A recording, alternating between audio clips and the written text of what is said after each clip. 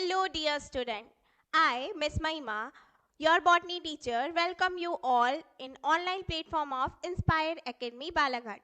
So, dear student, in a previous lecture, we discussed about the living world. जैविक या जीव जगत के बारे में हमने पिछले लेक्चर में बात कर चुकी है. सो आइए चलिए आज के इस लेक्चर में हम बात करने वाले हैं बायोलॉजिकल क्लासिफिकेशन मतलब जैविक वर्गीकरण के बारे में. जैविक वर्गीकरण एक ऐसा टॉपिक है जिसके अंतर्गत हम डिफरेंट टाइप्स के क्लासेस के बारे में पढ़ते हैं. जैसे कि हमने इससे पहले वाले चैप्टर में बहुत सारे टेक्सोनॉमिकल कैटेगरीज की बात की थी, जिसमें हमने 7 टेक्सा में डिफरेंशिएट किया था ऑल ऑर्गेनिज्म को, जिसमें सबसे पहले हमने देखा था बेटा किंगडम, जिसको हमने जगत कहा था. उसके बाद बात की थी हमने फाइलम एंड डिवीजन की. फाइलम मतलब कि हमने एनिमल्स के लिए एक टेक्सा का नेम दिया हुआ था, और दूसरी चीज डिवीजन की बात की थी वो हमने प्लांट्स के लिए किया था. उसी के बाद किंगडम फाइलम के बाद आ रहा था class, order, family, genus and species. So sequential manner में हमने टेक्सोनॉमिकल कैटेगरी को लर्न किया था. सो आज के लेक्चर में हम बायोलॉजिकल क्लासिफिकेशन के बारे में जानेंगे, इसकी क्यों ज़रूरत पड़ी और इसके फर्दर हमारे डे टू डे लाइफ में क्या सिग्निफिकेंट रोल है या इम्पोर्टेंस है, इसके बारे में जानते हैं. So as you all know, biological classification या जैविक वर्गीकरण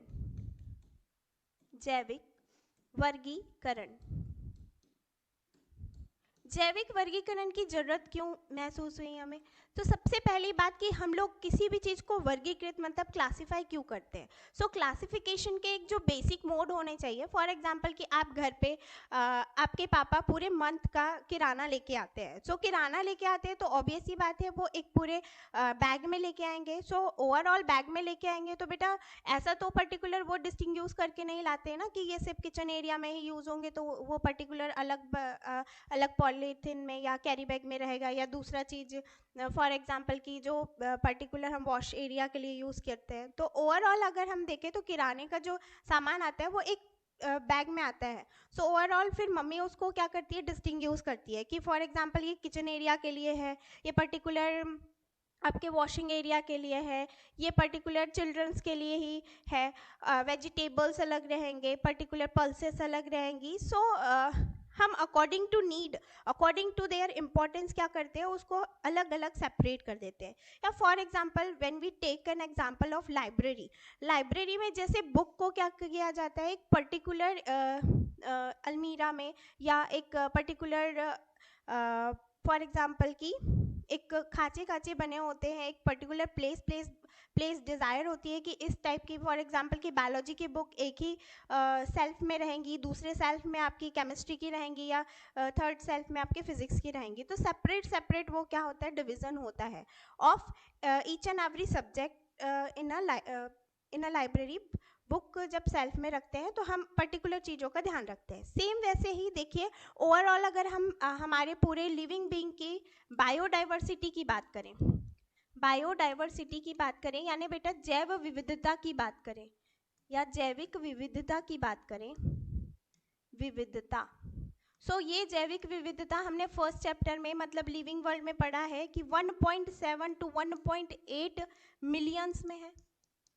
सो ये 1.7 to 1.8 मिलियंस में है. सो ऑब्वियस सी बात है 1.7 और 1.8 मिलियन को एक पर्टिकुलर कैटेगरी में तो नहीं रखा जा सकता. सो उसको डिफरेंट टाइप्स के क्लासेस या डिफरेंट टाइप्स ऑफ किंगडम में सेपरेट किया गया. सो इसकी जो स्टार्टिंग की थी वो एक्चुअली में स्टार्टिंग जो की गई है वो एरिस्टोटल के थ्रू की गई है. सो एरिस्टोटल दैट मीन्स हम हिंदी में इन्हें बोलते हैं अरस्तु. एरिस्टोटल या हिंदी में बोलते हैं बेटा is known as the father of biology कहते हैं हम इन्हें. सो फादर ऑफ बायोलॉजी ने सबसे पहले क्या किया था, इसे क्लासिफाई किया था.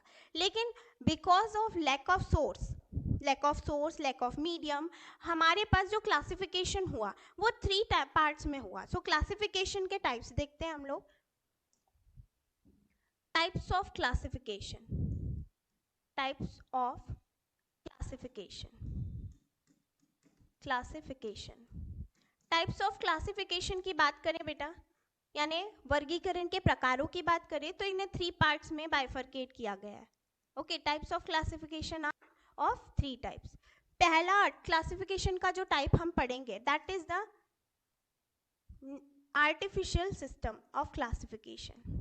Artificial system of classification. Artificial system of classification.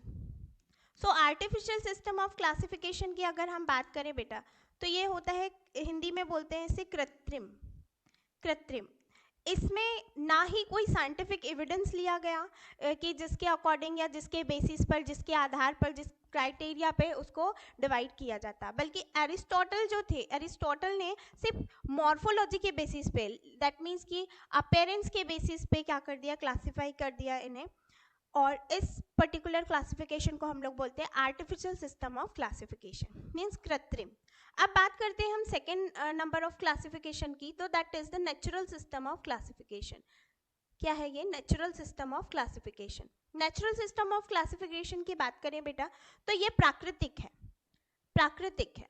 और प्राकृतिक सिस्टम ऑफ क्लासिफिकेशन में अगर हम देखें तो यहाँ पे हमारे कुछ साइंटिफिक एविडेंस के को ध्यान में रखते हुए क्लासिफिकेशन किया गया या वर्गीकृत किया गया. अब क्लासिफिकेशन को आगे हमें फर्दर बढ़ाना था. सो सबसे पहले जो इन्होंने बताया ये थे कैरोलस लिनेनियस. कैरोलस लिनेनियस, यस, जिन्हें हम लोग फादर ऑफ टेक्सोनॉमी भी बोलते हैं. सो इन्होंने क्लासिफाई किया. Natural system of classification is given by Carolus Linnaeus. इसके बाद हम फर्दर बात करें तो बेटा थर्ड वन क्लासिफिकेशन के टाइप में आते हैं फाइलोजेनेटिक रिलेशनशिप. Phylogenetic relationship. जब फाइलोजेनेटिक रिलेशनशिप की अगर हम बात करते हैं बेटा तो फाइलोजेनेटिक मतलब क्या होता है, यहाँ पे ध्यान दीजिए जरा. Phylogenetic, phylogenetic means evolutionary series, विकास के आधार पर.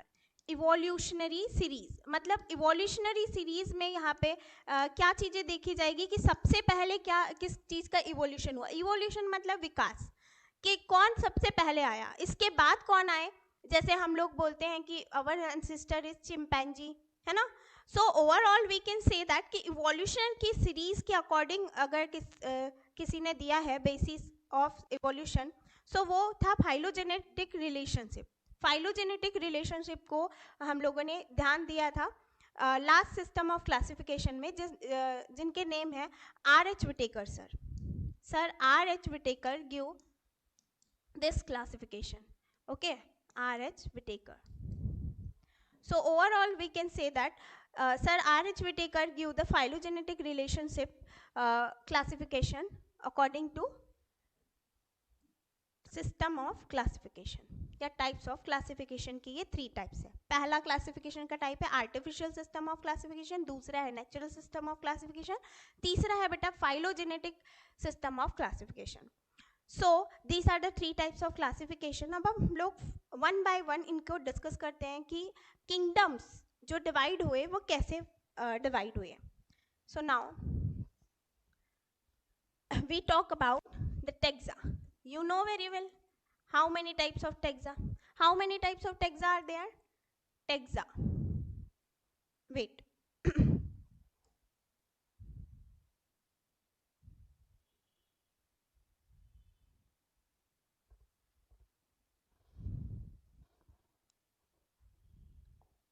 I think it is visible. Okay, yes. Taxa. So taxa या taxonomical category. So सबसे first taxa आता है बेटा kingdom. Kingdom या इसे हम लोग बोलते हैं जगत. So जगत के क्लासिफिकेशन को वन बाय वन डिस्कस करेंगे. उसके बाद आपको पता है कि आता है फाइलम. फाइलम यानी संघ. उसी के बाद हमने बात की थी प्रभात की, जिसको हमने इंग्लिश में बोला था डिवीजन. यस. इसके बाद थर्ड वाले की किंगडम, फाइलम के बाद आता है क्लास, फिर आता है order,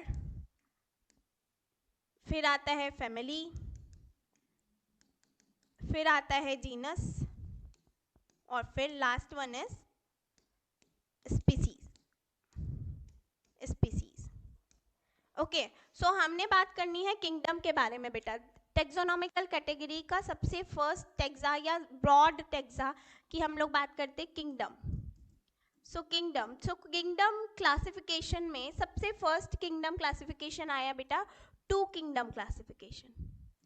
to kingdom classification, two kingdom classification is given by whom?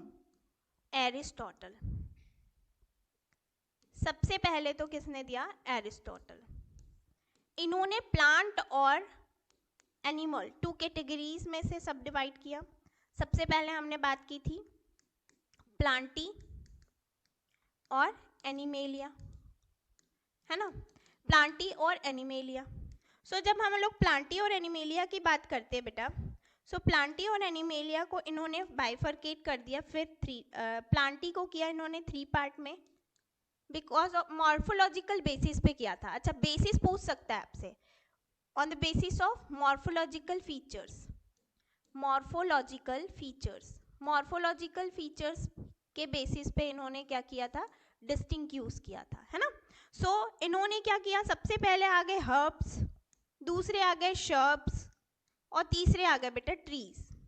Herb, shrubs and trees. Herb, shrubs and trees. Herbs means सबसे छोटे, शर्ब्स मीन्स बुशेस लाइक झाड़ियां जो होती है, that is belong to the category shrub. And third one is a tree. Tree that means की सबसे longest plants. उसके बाद हम एनिमेलिया कैटेगरी की बात करें, so it is divided into 2 parts on the basis of RBC. On the basis of RBC, red blood cell. अगर वो रेड ब्लड सेल है तो that is called as enaemia, अगर नहीं है तो that is called as anaemia. Enaima और enaima with RBC, without RBC. So these are the some category under two kingdom classification which Aristotle give this classification. उसके बाद हम बात करें तो जो natural system of classification में with the help of different types of source, Carolus Linnaeus give the scientific evidence and he divided it into 2 category. You are well known with it, Carolus Linnaeus. Carolus Linnaeus further divided it into 2 kingdom. First one is Plantae and second one is Animalia. Plantae that means कि autotrophic mode of nutrition जो show कर रहे थे उनको सबको Plantae में रख दिया, और एनिमेलिया में उन को रखा, they are showing the heterotrophic mode of nutrition. या फर्दर अगर हम बात करें, सो ग्रीन इन कलर जो थे उन्हें हमने प्लांटी में रख लिया, और बाकी जो एनिमल्स थे जो यूनिसेलुलर भी हैं, मल्टीसेलुलर भी हैं, सभी टाइप के ऑर्गेनिज्म को क्या कर दिया? कैटेगराइज एनिमेलिया ग्रुप में। अच्छा, माइंड में ये क्वेश्चन आता है कि मैम जब क्लासिफिकेशन इनके सब इतने सारे ड्रॉबैक्स हैं तो हम पढ़ते क्यों हैं? बिकॉज कोई भी चीज़ एकदम से परफेक्ट तो नहीं हो जाती। पर्टिकुलर किसी भी चीज़ को ओरिजिनेट होने में या डिस्कवर होने में टाइम लगता है। सो उनके पीछे जो भी आपके क्या हुए हैं, डिस्कवरीज हुए हैं या पर्टिकुलर वर्क हुए हैं, रिसर्च वर्क हुए हैं, सो उनको हमें पढ़ना नेसेसरी है। बिकॉज अगर फर्दर आपके एग्जामिनेशन में अगर इस टाइप से क्वेश्चन अराइज होता है कि किस बेसिस पे सबसे पहले क्लासिफिकेशन आया था, तो you know very well, so at that time, so that's why हम ये पढ़ना है। Okay, so Plantae and animalia के जो 2 ग्रुप में बांटा गया था, उस बेसिस पे अगर हम देखें तो यहाँ पे कुछ यूनिसेलुलर भी आ गए थे, कुछ मल्टीसेलुलर भी आ गए थे। तो पर्टिकुलर इस पॉइंट ऑफ व्यू से देखा जाए तो ये क्या थे? रॉन्ग थे। So that's why 3 kingdom classification क्या हुआ? डेवलप हुआ। सो अब नेक्स्ट जो अगर हम बात करेंगे तो वो करेंगे 3 किंगडम क्लासिफिकेशन की। सो जो 3 किंगडम क्लासिफिकेशन आया था बेटा, 3 kingdom classification is given by Ernest Haeckel. Ernest Haeckel. Haeckel. अच्छा, अर्नेस्ट हैकल सर ने क्या बताया? अर्नेस्ट हैकल सर ने ये दिया कि लाइक आपने ऑर्गेनिज्म को 2 कैटेगरी में तो डिवाइड कर दिया, बट एक जो कैटेगरी आपको वहाँ पे बाइफरकेट करनी थी वो थी यूनिसेलुलर ऑर्गेनिज्म की। कि इन एनिमल ग्रुप हमने पूरे के पूरे यूनिसेलुलर को भी डाल दिया, यूकेरियोट, प्रोकैरियोट। यहाँ पे अभी हमें कोई चीज़ें डिस्टिंग्विश नहीं हो पा रही थी, अकॉर्डिंग टू नीड उन्होंने क्या कर दिया, बाइफरकेट कर दिया। एंड क्लोरोफिल जिसमें प्रेजेंट था उसको अलग कैटेगरी में रख दिया, और क्लोरोफिल एब्सेंट था तो उसे अलग कैटेगरी में रख दिया। तो फर्दर अगर हम बात करें बेटा, तो अर्नेस्ट हैकल ने एक पर्टिकुलर थीसिस दिया कि लाइक इस क्राइटेरिया के बेसिस पे, दैट मीन्स कि सेल्यूलर टाइप कि सेल से वो मिलके बन रहा है, यानी यूनिसेलुलर है कि मल्टीसेलुलर है, इसके बेसिस पे अर्नेस्ट हैकल ने 3 किंगडम क्लासिफिकेशन को सबके सामने दिया। लाइक फर्स्ट वन इज, हमने पता ही है, first one is Plantae and second one is animalia. इसके अलावा भी थर्ड ग्रुप आया, दैट इज प्रोटिस्टा, अब प्रोटिस्टा में जितने भी ऑर्गेनिज्म थे, प्रोटिस्टा में जितने भी ऑर्गेनिज्म यहाँ पे डाले गए वो पूरे के पूरे क्या थे बेटा, यूनिसेलुलर थे। एक्सेप्ट अगर हम देखें एनिमेलिया में, सो पूरे के पूरे ये यूकेरियोट्स हैं, साथ ही साथ क्या है यहाँ पे, मल्टीसेलुलर हैं। ये क्या है, मल्टीसेलुलर है। सो यहाँ पे भी आप अगर देखें तो यूकेरियोट हैं और यहाँ पे भी क्या है बेटा, मल्टीसेलुलर है। सो अगर हम इस क्राइटेरिया के बेसिस पे देखें तो 3 kingdom classification is given by Ernest Haeckel, और अर्नेस्ट हैकल ने इसे 3 पार्ट्स में डिवाइड किया, पहला प्लांटी, दूसरा एनिमेलिया एंड तीसरा protista. So keep in mind कि जो फर्स्ट 3 किंगडम क्लासिफिकेशन आया तो फर्स्ट ग्रुप उसमें कौन सा ऐड हुआ, तो दैट इज प्रोटिस्टा। आपको डायरेक्ट नहीं पूछेगा क्वेश्चन, इनडायरेक्टली पूछ सकता है, नीट क्वेश्चन को और कॉम्प्लिकेट करना चाहता है। सो दैट्स वाई अभी आपको बेसिस याद रखना है। और दूसरी चीज कि अर्नेस्ट हैकल ने कौन सा एक किंगडम को आपके सामने लॉन्च किया, so that is the protista. अब हम बात करेंगे 4 किंगडम क्लासिफिकेशन की। जो जैसे ही हम 4 किंगडम क्लासिफिकेशन की बात करते हैं, सो 4 किंगडम क्लासिफिकेशन में हम देखते हैं बेटा, 4 किंगडम क्लासिफिकेशन में इन्होंने अभी तक के जो बाइफरकेट किया था वो मल्टीसेलुलर और यूनिसेलुलर को बाइफरकेट किया था। लेकिन और एक चीज़ हमारे माइंड में नहीं आई थी उस टाइम, दैट मीन्स कि अर्नेस्ट हैकल के, that is prokaryotic cells and eukaryotic cells are also there. वहाँ पे ऐसे कुछ एनिमल्स हमें देखने को मिल रहे थे, ऐसे कुछ ऑर्गेनिज्म देखने को मिल रहे थे जिनके पास न्यूक्लियर मेम्ब्रेन ही नहीं थी, जिनके पास सेल मेम्ब्रेन बाउंडेड ऑर्गेनेली नहीं थे। यानी मेम्ब्रेन, सेल के इनसाइड तो मेम्ब्रेन बाउंड ऑर्गेनेली प्रेजेंट होते हैं ना, every eukaryotic cell have membrane bound cell organelle. Membrane bound मतलब मेम्ब्रेन से कवरिंग होनी चाहिए उनमें, जैसे न्यूक्लियस है तो न्यूक्लियर मेम्ब्रेन होनी चाहिए, माइटोकॉन्ड्रिया है तो माइटोकॉन्ड्रियल मेम्ब्रेन होनी चाहिए। यू नो वेरी वेल कि mitochondria is covered with double membrane structure, okay. So इस टाइप से स्ट्रक्चर होने चाहिए, but eukaryotic cell prokaryotic cells में ऐसी मेम्ब्रेन नहीं सीन होती है। तो सबसे पहले 4 किंगडम क्लासिफिकेशन में और एक किंगडम ऐड कर दिया गया, दैट इज मोनेरा। मोनेरा में क्या था बेटा, यूनिसेलुलर तो थे ही थे, यहाँ पे यूनिसेलुलर के साथ साथ यहाँ पे पूरे के पूरे प्रोकैरियोटिक सेल्स को रख दिया गया। किस सेल को रख दिया गया, prokaryotic. Unicellular and prokaryotic cell are placed under the group Monera, and this classification is done by Copeland. Sir Copeland ने ये क्लासिफिकेशन को दिया। उसके बाद मोनेरा के बाद आता है सेकेंड बेटा प्रोटिस्टा, जो कि हमारे किन्होंने इंट्रोड्यूस करवाया था, अर्नेस्ट हैकल ने। And third one is the Plantae, you know very well Plantae, and उसके बाद लास्ट वन इज एनिमेलिया। सो ये 4 ग्रुप तो है ही है, मीन्स 3 ग्रुप तो थे ही थे, जिन्हें हमने क्या कहा था, यूकैरियोटिक सेल थे ये, साथ ही साथ ये दोनों क्या थे, मल्टीसेलुलर थे। क्या थे ये, मल्टीसेलुलर थे। सो यहाँ पे यूनिसेलुलर प्रोकैरियोट को क्या कर दिया गया, अलग पार्ट में बाइफरकेट कर दिया गया। नाउ यहाँ पे भी कुछ चीज़ें हमें ऐसी समझ में आई जिसमें मोड ऑफ न्यूट्रिशन कुछ अलग टाइप से हो रहा था। फॉर एग्जाम्पल आपने देखा है कि डाइनोफ्लेजिलेट और फंगस को एक ही कैटेगरी में रख दिया गया। Fungus you know very well कि this are the combination of tissue का लूज टिश्यू का अरेंजमेंट होता है, वो यूनिसेलुलर नहीं होते।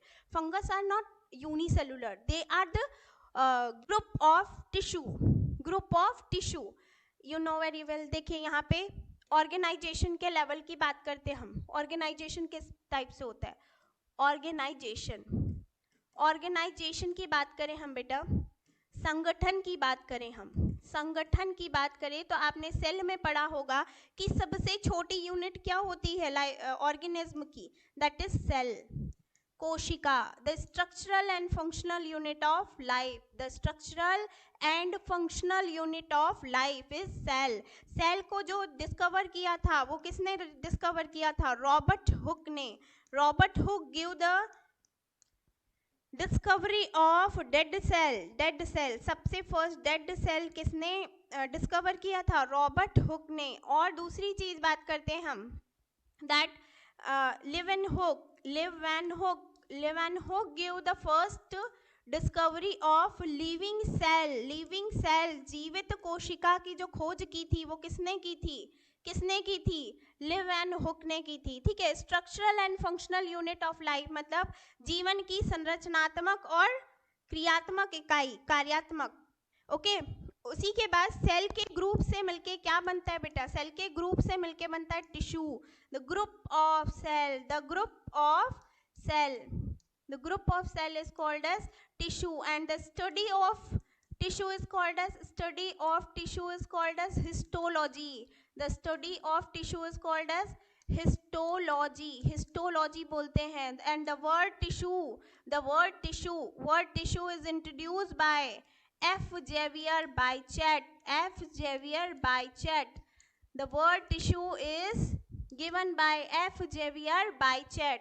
और जैसे ही हम बात करते हैं टिश्यू की तो बेटा ये ग्रुप ऑफ सेल होता है, group of a similar type of cell which is similar in origin, either similar in function, okay, either similar in structure।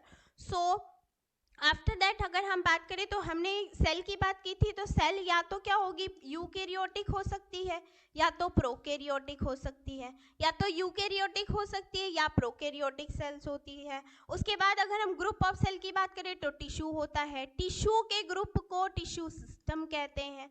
क्या कहते हैं? टिश्यू सिस्टम कहते हैं। अच्छा, टिश्यू को क्या बोलते हैं हिंदी में? ऊतक बोलते हैं, है ना? क्या बोलते हैं? ऊतक। ऊतक से मिलके क्या बनता है? ऑर्गन बनता है। मतलब टिश्यू सिस्टम से मिलके क्या बनता है?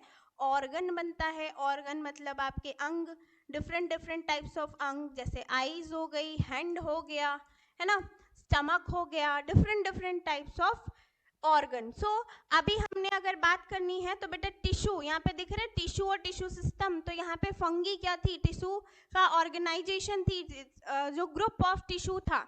ना ही वो सेल था, ना ही वो ऑर्गेनिज्म था। ऑर्गन से मिलके क्या बनता है? ऑर्गन सिस्टम बनता है।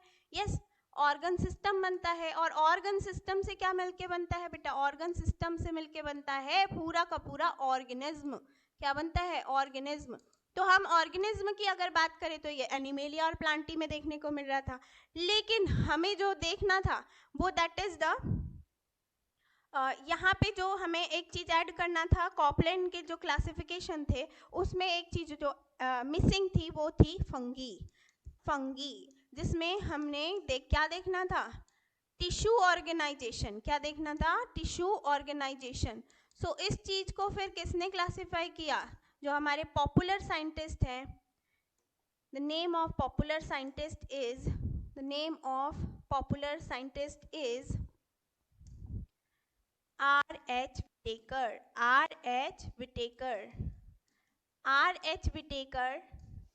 He gave the 5 kingdom classification। 5 kingdom classification दिया बेटा इन्होंने। 5 kingdom classification दिया इन्होंने।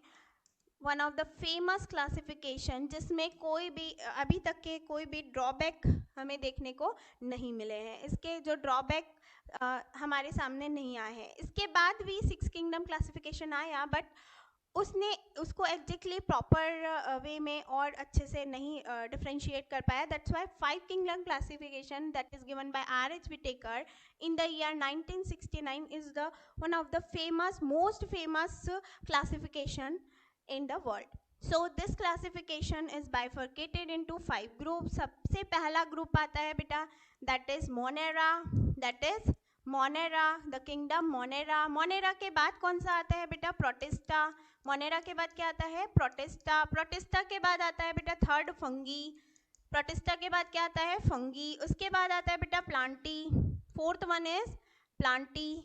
Yes, fourth one is Plantae, Plantae, and the last one is Animalia. The last one is Animalia. So यहाँ पे अगर हम बात करें बेटा तो 5 किंगडम क्लासिफिकेशन का जो क्राइटेरिया था, तो बेसिस ऑफ क्लासिफिकेशन था, सो वो मेनली क्या था? न्यूट्रिशन।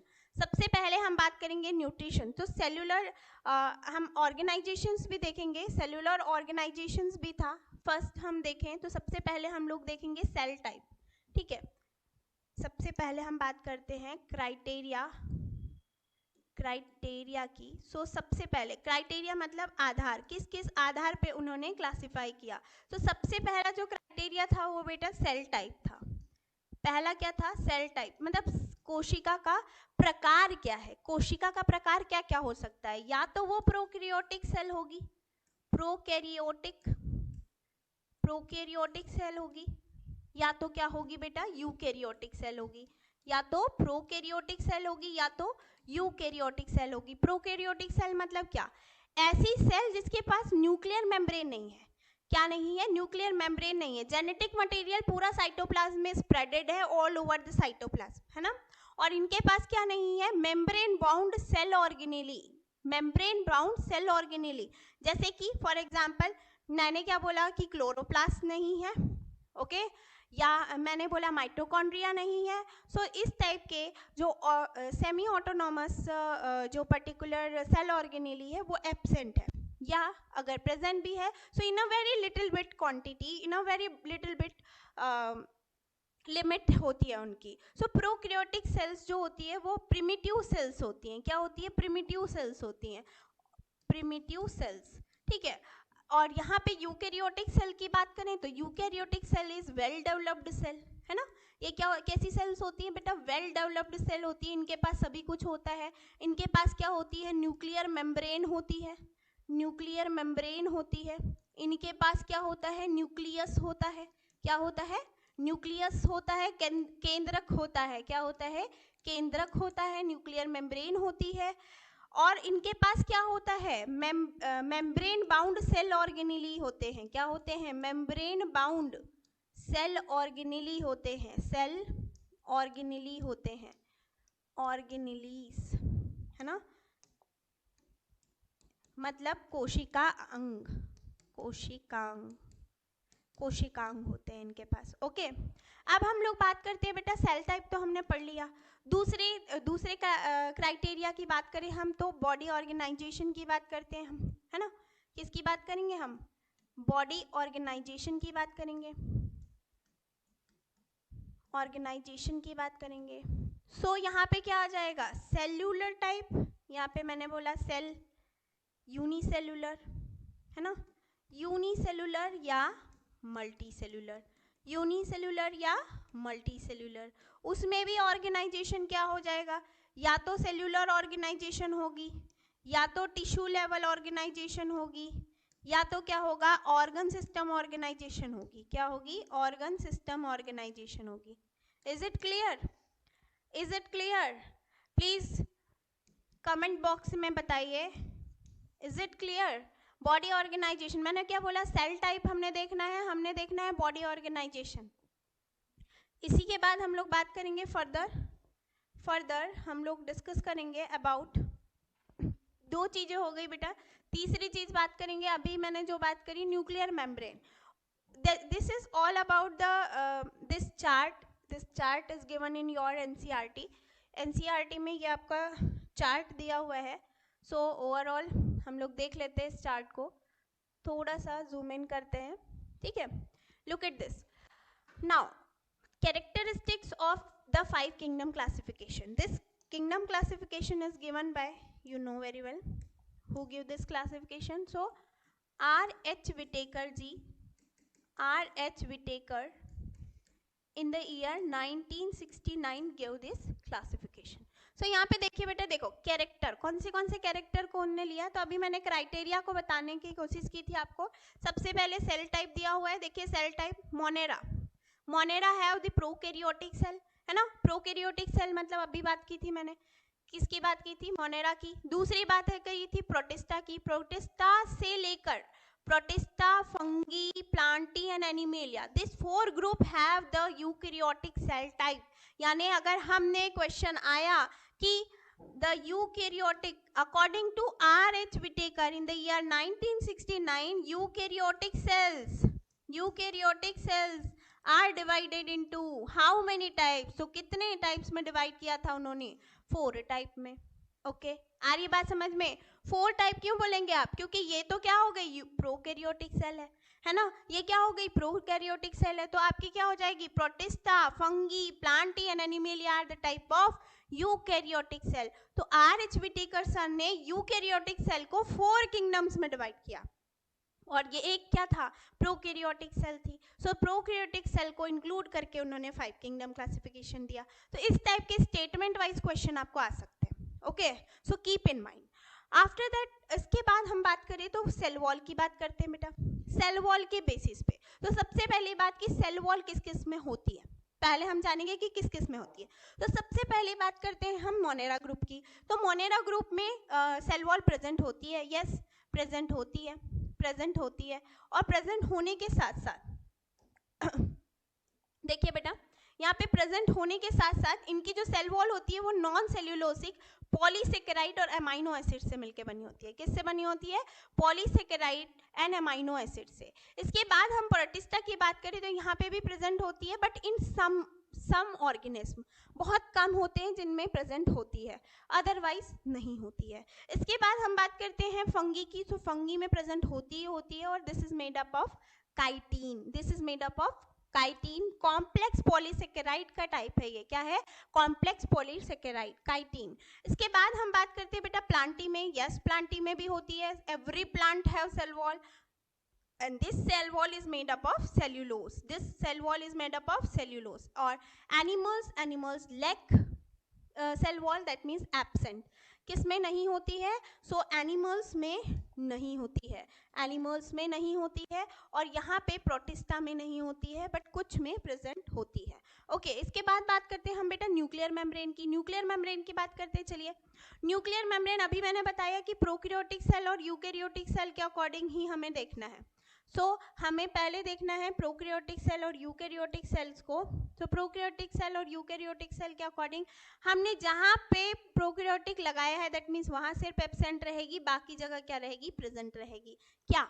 Nuclear membrane. क्योंकि सिर्फ प्रोकैरियोटिक सेल ही ऐसी सेल है जिसमें न्यूक्लियर मेम्ब्रेन एब्सेंट होती है, बाकी सभी में प्रेजेंट है। देखिए, present, present, present and present. इसके बाद हम बात करते हैं बेटा बॉडी ऑर्गेनाइजेशन की। तो बॉडी ऑर्गेनाइजेशन में मैंने बताया था कि सेल्यूलर लेवल में 2 ही रहेंगे आपके पास। इसके बाद पूरे के पूरे मल्टी सेल्यूलर रहेंगे। मल्टी सेल्यूलर में भी मल्टी सेल्यूलर लूज टिश्यू से मिलके क्या बनेंगे? फंगी, किंगडम फंगी बनेगा, कि कॉलोनी के फॉर्म में रहेंगी ये। और उसके बाद बाकी देखें हम टिश्यू ऑर्गेनाइजेशन हमें दिख रही है प्लांटी में, एंड यहाँ पे तीनों टाइप का दिख रहा है, tissue, organ and organ system. Animalia में हमको तीनों type of classification, that means की बॉडी ऑर्गेनाइजेशन के टाइप्स दिखेंगे।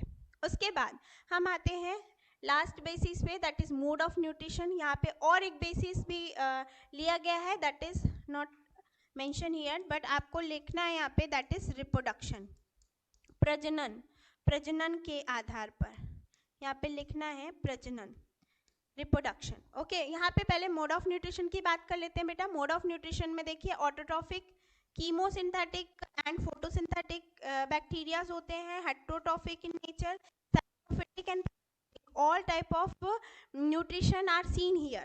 उसके बाद अगर हम प्रोटिस्टा ग्रुप की बात करें तो यहाँ पे ऑटोट्रॉफिक और फोटोसिंथेटिक बैक्टीरिया बोल रहे हैं हम, सॉरी, ऑटोट्रॉफिक फोटोसिंथेटिक ऑर्गेनिज्म हमें देखने को मिलेंगे और heterotrophic mode of nutrition show करेंगे ये। इसके बाद हम फंगी की बात करें तो same saprophytic and parasitic mode of nutrition show करेंगे, means feed on another. Saprophytic means dead and decaying substance पे ये प्रेजेंट रहेंगे। उसके बाद अगर हम बात करें इसका सिंपल सा आपका एग्जांपल हम देख रहे हैं, राइजोपस एक one of the famous example है, 10th क्लास में भी आपने पढ़ा है राइजोपस के बारे में। ब्रेड माउल्ड इसे बोला जाता है, ब्रेड में जो ब्लैक कलर की फंगस आ जाती है, अगर थोड़े टाइम आप उसको रख दीजिए तो वहाँ पे ब्लैक कलर की फंगस आ जाती है, that is known as Rhizopus. ठीक है, उसके बाद हम बात करते हैं प्लांटी की। So all are doing autotrophic mode of nutrition with the help of photosynthesis process. प्रकाश संश्लेषण की क्रिया से पूरे के पूरे पादप क्या बनाते हैं, भोजन बनाते हैं। So they are showing the autotrophic mode of nutrition. और उसके बाद लास्ट आ जाता है हमारा एनिमेलिया बेटा, तो heterotrophic mode of nutrition show करता है। इसमें होलोजोइक और saprophytic mode of nutrition seen होते हैं।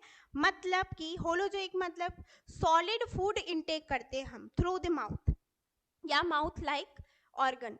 अगर हम फाइलम्स की बात करें, एनिमेलिया को हम 2 पार्ट्स में बाइफरकेट करते हैं, chordates and non chordates, you know very well. और उनमें भी स्मॉलेस्ट मतलब सबसे सिंपलेस्ट ऑर्गेनिज्म की बात करें, सो सिंपलेस्ट से कॉम्प्लेक्स की तरफ अगर हम जा रहे हैं, सो all are having the organ to engulf the food material, solid food material. So ऐसे mode of nutrition को बोलते हैं बेटा holozoic type of nutrition. Is it clear? So these are the some characteristics under which we classify the 5 kingdom classification. 5 जगत वर्गीकरण हमने किया R.H. Whittaker के अकॉर्डिंग। यहाँ पे रिप्रोडक्शन के अकॉर्डिंग अगर हम देखें तो Monera is showing conjugation, yes. अगर हम देखें तो यहाँ पे आपको simplest form of asexual type of reproduction दिख जाएगा। इसके बाद हम प्रोटिस्टा की बात करें तो सेम, यहाँ पे भी आपको सिंपलेस्ट फॉर्म में रिप्रोडक्शन दिखेगा। फंगी में कॉन्जुगेशन की प्रोसेस दिखेगी। प्लांटी में फर्टिलाइजेशन की, Plantae and Animalia are the 2 group in which fertilisation, sexual fertilisation is seen. Fertilisation निषेचन की प्रोसेस होगी। यहाँ पे क्या होगी, निषेचन की प्रोसेस होगी, different type. Okay, so these are the main character by under which we classify the 5 kingdom classification. इसके बाद हम बात करते हैं बेटा, तो 5 किंगडम क्लासिफिकेशन आपने यहाँ पे देख लिया। इसके बाद जो किंगडम क्लासिफिकेशन आता है वो है 6 kingdom classification.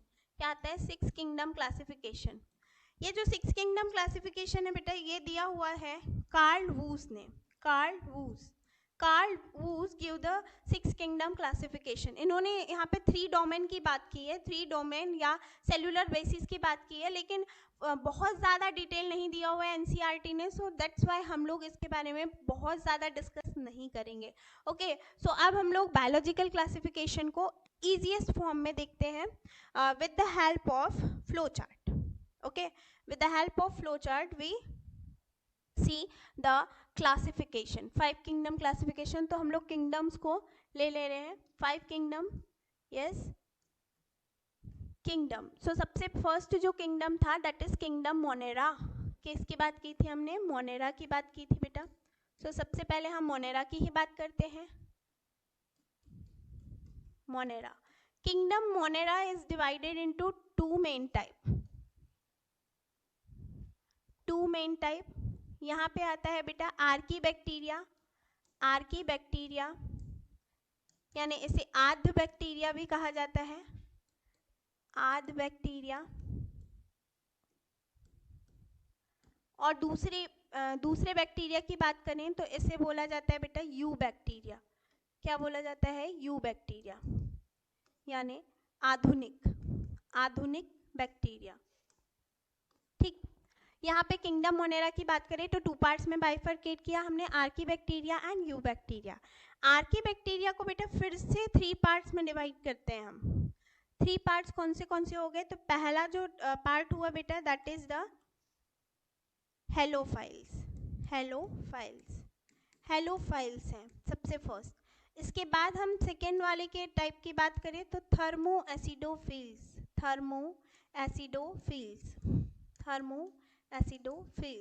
and third one is the methanogens।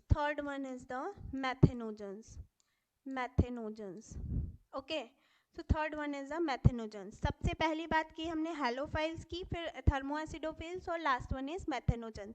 सो हेलोफिल्स की अगर बात करें बेटा तो सेलाइन वाटर में ये इनका हैबिटेट होता है। देखिए हैबिट एंड हैबिटेट में थोड़ा सा लिटिल बिट डिफरेंस होता है। हैबिट मतलब आदत, हैबिट मीन्स आदत, और हैबिटेट मीन्स होता है उनका आवास, मतलब वो कहाँ रहते हैं, the area in which they leave. ठीक है, इसके बाद हम बात करें, देखिए सलाइन वाटर में रहते हैं ये, स्पेशली सॉल्टी सॉल्टी रीजन्स में, है ना। इसके बाद हम बात कर रहे हैं किसकी, थर्मो एसिडोफिल्स की बेटा। तो ये हाई टेम्परेचर में जिस मतलब हाई टेम्परेचर में ये अपेयर होते हैं हमें, इनकी मेटाबॉलिक एक्टिविटी हाई टेम्परेचर पे ज़्यादा अच्छे से वर्क करती है। And last one is methanogen. Methanogen that means कि मिथेन गैस क्या करेंगे, ये सिक्रीट करेंगे बेटा। Methane gas you know very well. Methanogens are specially found in cow dung. Cow dung में हम इसे स्पेशली सीन करते हैं, गाय के गोबर में स्पेशली। अगर हम देखें तो इन अ एंशियंट टाइम, या एंशियंट टाइम बोल रहे हैं या कुछ सालों पहले की बात कर रहे हैं हम लोग। एंशियंट दैट मीन्स कि बहुत ज़्यादा एंशियंट टाइम में नहीं, अभी के एरिया में, दैट मीन्स 19th सेंचुरी की बात करें हम तो 19th सेंचुरी में हमने बायोगैस प्लांट सुने होंगे, या अभी भी कुछ एरिया में, कुछ पर्टिकुलर एरिया में बायोगैस प्लांट अभी भी है इन एवरी होम। सो इसमें होता क्या है बेसिकली, यहाँ पे टैंक बनाए जाते हैं, सेफ्टी टैंक जैसे रहते हैं, same as it is tank बनाए जाते हैं, और वहाँ पे टैंक में आपको एक पर्टिकुलर काउ डक को लेकर वाटर के साथ मिक्स करना पड़ता है, एंड डाइल्यूट फॉर्म में उसे क्या कर दिया जाता है, मिक्स कर दिया जाता है, और सेम एज इट इज़ वो पाइपलाइन के थ्रू कहाँ जाता है, नीचे की तरफ, और वहाँ पे क्या होता है, methanogens bacteria are there, and after that process gas is formed, and that gas is used for cooking purposes। Cooking के लिए वो गैस यूज़ की जाती है, जस्ट लाइक सिलेंडर, हम लोग अभी सिलेंडर का यूज़ करते हैं, गैस एलपीजी गैस का यूज़ करते हैं। सो पर्टिकुलर अगर हम एट दैट टाइम क्या होता था, इस टाइप से सिलेंडर नहीं मिलती थी, तो क्या होता था, बायो गैस का यूज़ किया जाता था, और इस बायोगैस में किसका यूज़ किया जाता था बेटा, काउडक का, और यहाँ पे पूरे के पूरे मेथेनोजेंस बैक्टीरिया प्रेजेंट होते हैं। ओवरऑल अगर हम देखें फॉर एग्जांपल कि हम लोग यहाँ पे सिलेंडर, एमपी में हम लोग सिलेंडर का यूज़ करते हैं, बट अगर यहीं वहीं हम गुजरात जाएं तो गुजरात के एरिया में इन अ ओवरऑल सिटी, पूरा का पूरा गुजरात में क्या किया जाता है, जैसे पर्टिकुलर हमारा बिजली बिल आता है, वैसे उन लोग का गैस का बिल आता है। तो पाइपलाइन सभी जगह बिछी हुई है, जैसे हमारी इलेक्ट्रिसिटी का होता है, सेम एज इट इज़, और वहाँ पे क्या किया जाता है, पर्टिकुलर गैस डायरेक्ट आती है।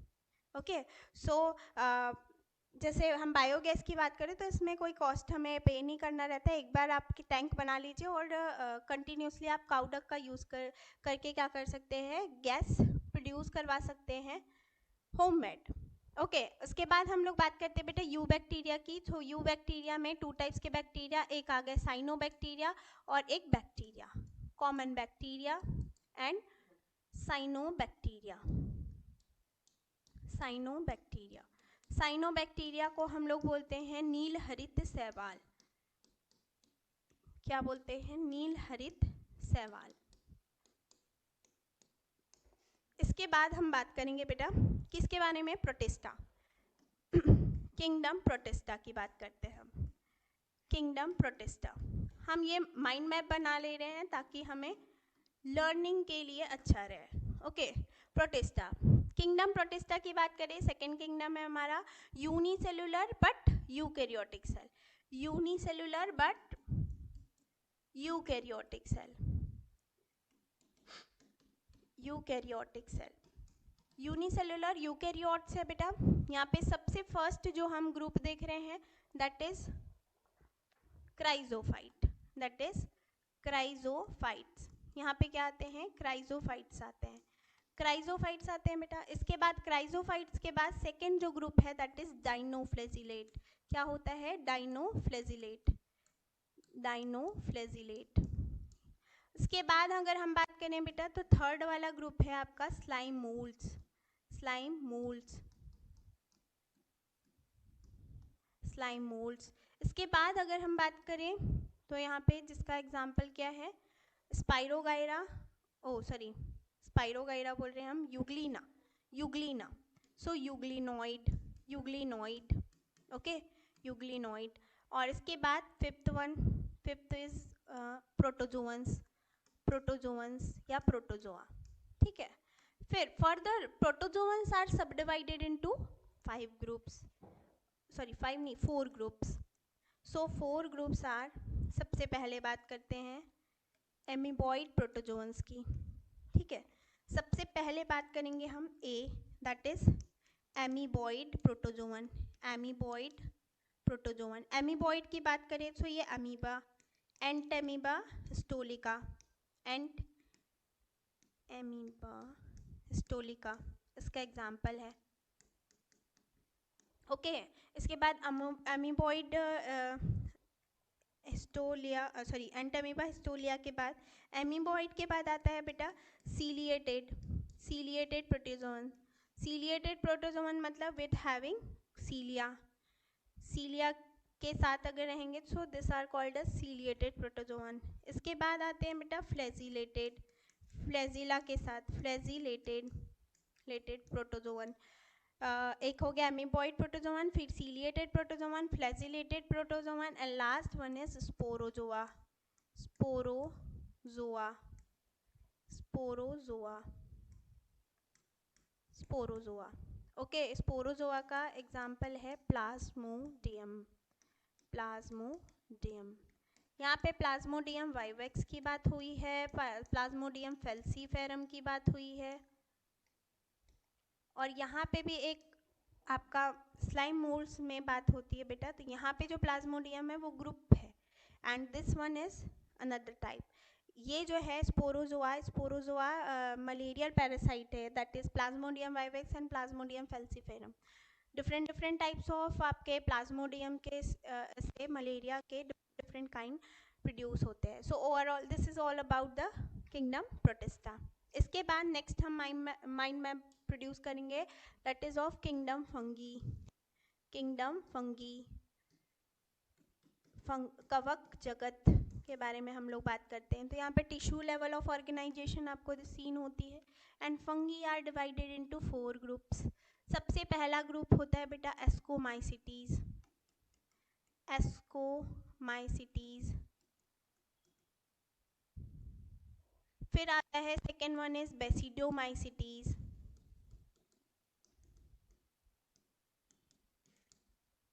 फिर आता है third one is yes Ascomycetes, Basidiomycetes and deuteromycetes.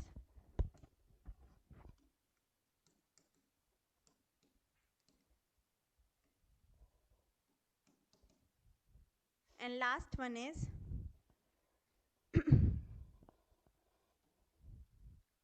Wait, यहाँ पे एस्कोमाइसिटीज, बेसिडोमाइसिटीज, इसके बाद आता है Phycomycetes and last one is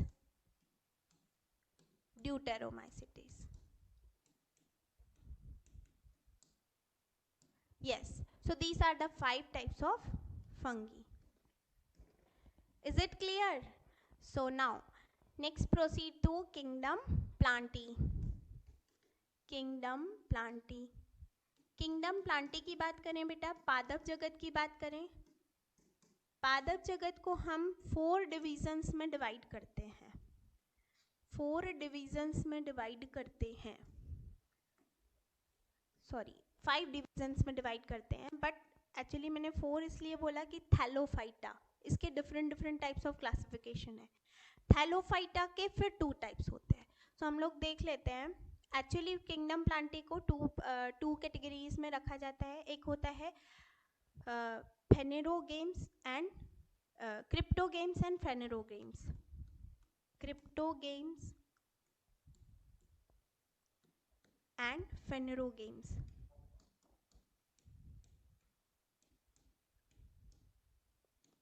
actually इस वाले क्लासिफिकेशन का बस इतना सा मीनिंग है, दैट मीन्स सेक्सुअल जो पार्ट्स होते हैं वो क्या होते हैं, इसमें सीन होते हैं और इसमें हिडन होते हैं.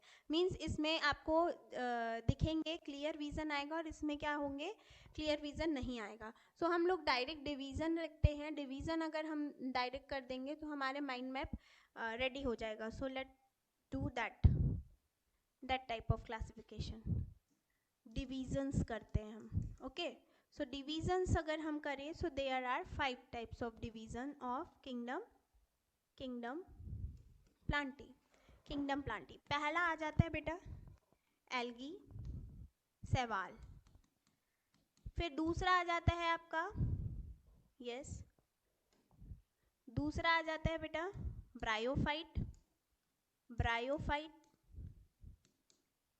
तीसरा आ जाता है बेटा एल्गी ब्रायोफाइट के बाद आ जाता है टेरिडोफाइट, टेरिडोफाइट।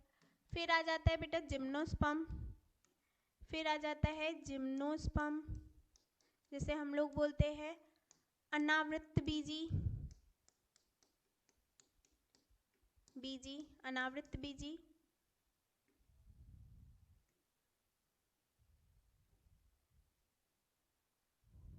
अनावृत बीजी।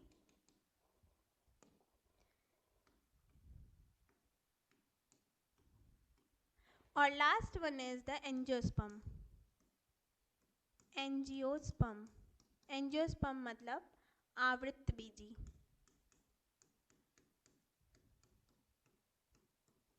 आवृत बीजी। So these are the 5 division under which we divide the kingdom plantae.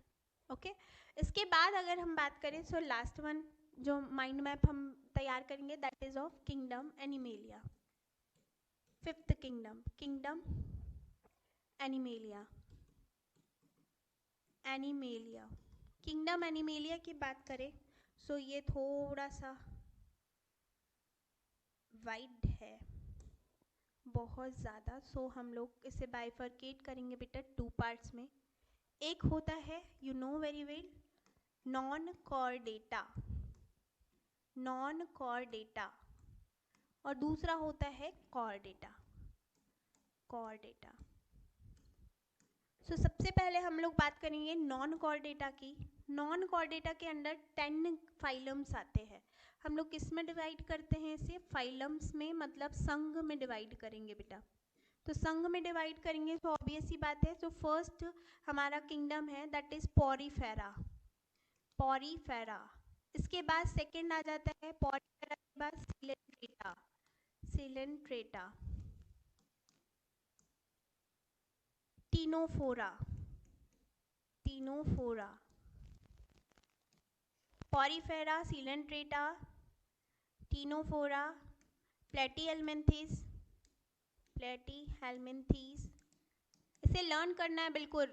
प्लेटीहेल्मिन्थीस, Aschelminthes, Aschelminthes,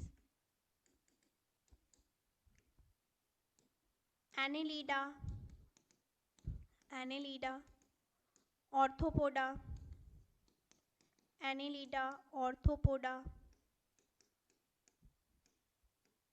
Annelida, Arthropoda, Mollusca, Mollusca, Echinodermata, Echinodermata,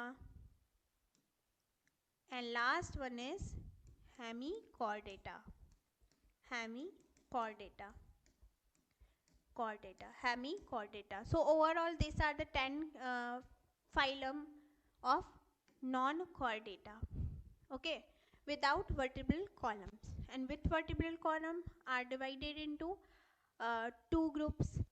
फिर से हम 2 ग्रुप्स की बात करेंगे। सो इस वाली स्लाइड में ये पूरा आ पाना पॉसिबल नहीं है। So further we add on next slide that is chordata, chordata, phylum chordata is also divided into 2 groups. So overall when we talk about this, so एग्नेथोस्टोमेटा और नेथोस्टोमेटा मतलब जॉ और jawless and jawed animal, jaw and jawless animal. Wait. Gnathostomata, agnathostomata, agnathostomata means jawless and jawed. Means ये जो particular आपके jaw होते हैं, jaw means क्या होता है? जबड़ा, upper jaw and lower jaw. Okay, so ये इस टाइप की जॉ अगर प्रेजेंट होगी that is included under jawed animal.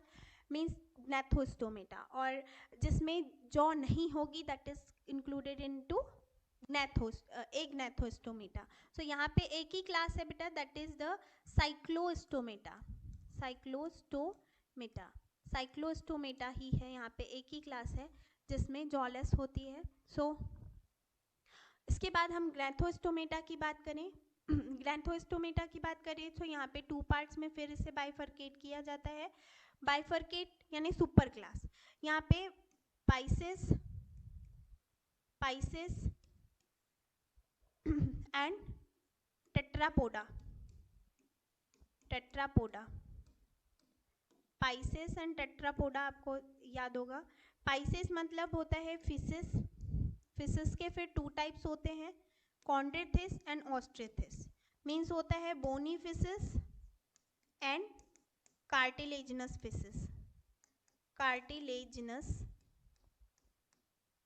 Fishes.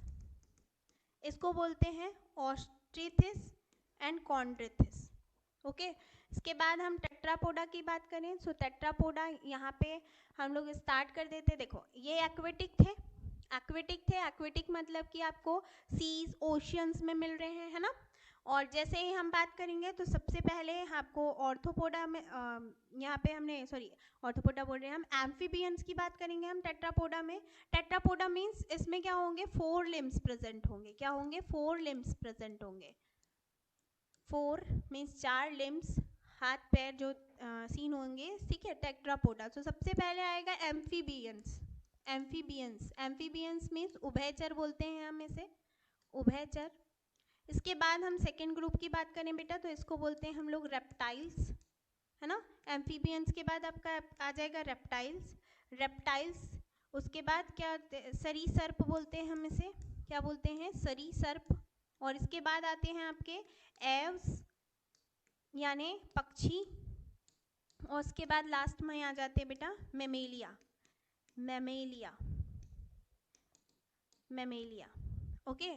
सो ये पूरी के पूरी आपका कॉर्डेटा का क्लासिफिकेशन हुआ. इससे पहले हमने क्या देखा, इससे पहले जो हमने पर्टिकुलर पढ़ा, ये किंगडम एनिमेलिया के फाइलम्स थे. 2 पार्ट्स में हमने बाइफरकेट किए वर्टिब्रल कॉलम्स के अकॉर्डिंग. इसमें हमने पूरे के पूरे 10 फाइलम्स देखे. फिर कॉर्डेटा को हमने नेक्स्ट वाली स्लाइड में देखा था. देखिए यहाँ पे हमने ग्नैथोस्टोमेटा और एग्नैथोस्टोमेटा में इसे बाइफरकेट किया, मीन्स जॉड एंड जॉलेस. और उसके बाद हमने इसे फर्दर क्लासीफाई किया अकॉर्डिंग टू योर एनसीईआरटी. हमने एवरीथिंग क्लासीफाई किया है या फ्लो चार्ट बनाया है. किंगडम प्लांटी की बात करें तो किंगडम प्लांटी में हमने पहला डिवीजन लिया. Division first is alga. दूसरा डिवीजन लिया बेटा ब्रायोफाइट, है ना. ब्रायोफाइट के बाद हमने लिया टेरिडोफाइट. हिंदी मीडियम वालों को जहाँ पे भी दिक्कत जा रही है आप कमेंट सेक्शन में बता दें, पूरा हिंदी का लेक्चर आपको मिल जाएगा. ओके. इसके बाद हम देखेंगे जिम्नोस्पर्म अनावृत बीजी, मतलब विदाउट कवरिंग होगा, विदाउट कवरिंग सीड्स होंगी. इसके बाद यहाँ यानी नेक्ड सीड होंगी. और यहाँ पे अगर बात करें आवृत बीजी मतलब विथ प्रॉपर कवरिंग, है ना. कवरिंग के साथ आपकी शीट यहाँ पे आपको शीन होगी. इसके बाद हमने इससे पहले हमने पढ़ा था किंगडम फंगी के बारे में क्लासिफिकेशन. इसको ascomycetes, basidiomycetes, phycomycetes and deuteromycetes में हमने क्लासिफाई किया था. इसको हमने फॉल्स फंगी बोला था. This is known as false fungi. इसको बाद में ऐड ऑन किया गया है. Phycomycetes, Basidiomycetes is known as club fungi. Okay. यहाँ पे एस्कस होते हैं, बेसिडिया. इससे पहले हमने बात की थी किंगडम प्रोटिस्टा के बारे में. किंगडम प्रोटिस्टा को हमने 5 टाइप्स में क्लासिफाई किया था, chrysophyte, dinoflagellate, slime moulds, euglenoid and protozoa. Protozoa is subdivided into 4 group, amoeboid protozoan, ciliated protozoan. Ciliated में हमने पैरामीशियम एग्जाम्पल देखना है, पैरामीशियम, है ना. फ्लैजिलेटेड, स्लिपिंग सिकनेस वाली जो प्रॉब्लम होती है, स्पोरोजोआ प्लाज्मोडियम। ओके, इसके पहले हमने देखा था बेटा दैट इज किंगडम मोनेरा। यहाँ पे मोनेरा में हमने पूरे के पूरी प्रोकैरियोटिक सेल्स देखी थी, प्रोकैरियोटिक देखी थी हमने। फटाफट से सम अप कर लेना है, और इसको पूरी की पूरी आपको नोट्स मिल जाएगी, और नहीं मिलती है तो आप कंटिन्यूसली क्लास को देखते देखते आप नोट्स बना सकते हैं।